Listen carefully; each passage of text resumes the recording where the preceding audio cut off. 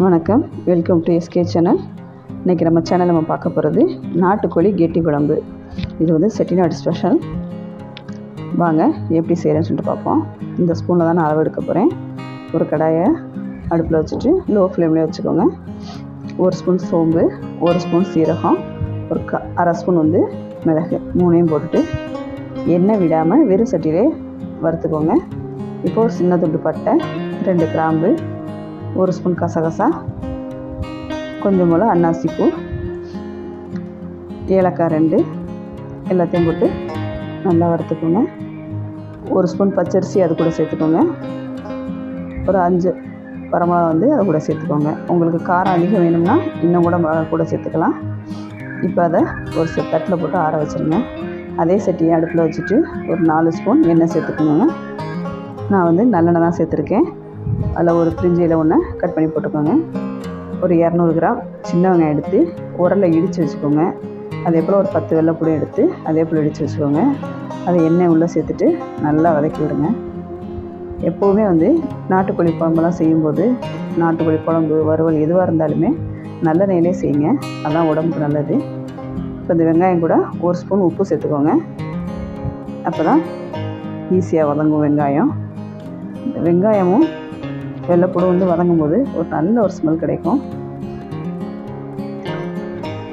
எந்த அளவு வந்து வெங்காயம்லாம் வதங்குதோ அந்த அளவுக்கு வந்து குழம்பும் டேஸ்டியாகவும் இருக்கும். இப்போ ஒரு 3 பழம் தக்காளி பழமாக எடுத்துகிட்டு அது 1-2 கட் பண்ணி உள்ளே சேர்த்துக்கோங்க. ரொம்ப நைஸாலாம் வந்து கட் பண்ண வேண்டாம். தக்காளியை மூடி வச்சுருங்க. ரொம்பவே ஈஸியான மெத்தட் தான். இதை பிகினர்ஸ் கூட ஈஸியாக செய்யலாம்.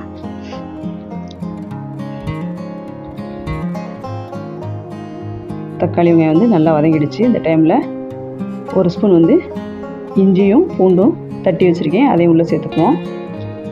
இந்த மாதிரி ஃப்ரெஷ்ஷாக சேர்க்கும்போது நல்லா ஹோட்டல் டேஸ்ட்டே நல்லாயிருக்கும். அதே போல் எப்போவுமே நாட்டுக்கோழி செய்யும்போது அதுக்கு வந்து மிளகு கண்டிப்பாக சேர்த்துக்கணும்.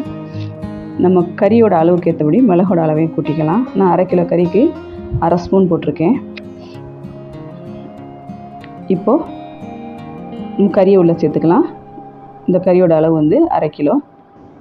இது வந்து நல்லா குக்கரில் வச்சுட்டு 3 விசில் வர வரையிலும் மஞ்சத்தூள் சேர்த்து வேக வச்சுருக்கேன்.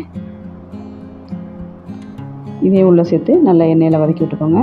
ஒரு கொத்து கருவேப்பிலையும் சேர்த்துக்கலாம். நம்ம அரைச்சி வச்ச மசாலா பொடியையும் அது கூட சேர்த்து எண்ணெயிலே வந்து ஒரு 10 நிமிஷம் கிட்ட நல்லா வதக்கி விடுங்க. இப்போ குழம்பு பொடி 1/2 ஸ்பூன் சேர்த்துக்கலாம்.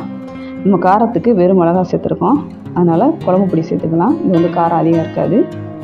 இதையும் நல்லா எண்ணெயிலே சேர்த்து வதக்குங்க. எந்தளவு வந்து கறி மசாலா ஜாமான்லாம் வதக்குறோமோ அந்தளவு வந்து நல்ல டேஸ்ட்டும் கொடுக்கும், நல்ல வாசனையாகவும் இருக்கும் குழம்பு. நல்லா வதங்கிடுச்சு. இந்த டைமில் நான் அரிசி கழுவின 2வது தண்ணி எடுத்து வச்சுருக்கேன், அதையும் உள்ளே சேர்த்துப்போம். இந்த மாதிரி அரிசி கழுவின தண்ணி ஊற்றி சேர்க்கும்போது அது வந்து கறி வந்து ஒரு கவுச்ச வடை வராது. இப்போ கொஞ்சம் போல் உப்பு சேர்த்துக்கலாம். ஆல்ரெடி நம்ம வந்து வெங்காயம் வதங்கும் போது உப்பு சேர்த்துருக்கோம். சேர்த்து ஒரு 10 நிமிஷம் கிட்ட கொதிக்கட்டும். பாருங்க, ஓரளவு குழம்பும் வற்றி வந்துடுச்சு, நல்ல வாசனையாகவும் இருக்குது. இந்த டைமில் நீங்கள் உப்பு காரம்லாம் போதுமான்னு பார்த்துக்கோங்க. இது காரம்லாம் பத்தலை அப்படின்னு சொன்னால் கொஞ்சம் சேர்த்துக்கலாம். ஒரு 1/4 மூடி தேங்காய் எடுத்து அரைச்சி வச்சுருக்கேன், அதையும் உள்ளே சேர்த்துட்டோம். நல்லா கொதிக்கட்டும். இந்த தேங்காய் வந்து ஒரு டேஸ்ட்டுக்காக தான். தேங்காய் சேர்க்க பிடிக்காதவங்க அதை ஸ்கிப் பண்ணிடலாம். மூடி போட்டுருங்க. ஒரு 15 நிமிஷம் கிட்ட கொதிக்கட்டும். சூப்பராக இருக்கு பாருங்கள், நல்லா கலர்ஃபுல்லாகவும் இருக்குது. நம்ம எதிர்பார்க்கக்கூடிய அந்த கெட்டி தன்மையோடு வந்துருச்சு பாருங்கள். இதுதான் சரியான பக்குவம். இதை வந்து சாதத்தில் ஊற்றி சாப்பிட்றதுக்கு நல்லாயிருக்கும். கடைசியாக கொஞ்சம் மல்லி இலையை தூவி இறக்கி விட்டுக்குங்க. நீங்களும் இதே போல் செஞ்சு பாருங்கள். இதே அளவுகளோடு செஞ்சாலும் சரி, இல்லை உங்களுக்கு காரம்லாம் வேணும்னா கொஞ்சம் மிளகாயோட அளவை கூட்டிக்குங்க. சாதம் சப்பாத்திக்கெல்லாம் நல்ல ஒரு சைட் டிஷ்ஷாக இருக்கும். உங்களுக்கு கண்டிப்பாக பிடிக்கும். நம்ம சேனலை லைக் பண்ணுங்கள், ஷேர் பண்ணுங்கள், சப்ஸ்கிரைப் பண்ணுங்கள்.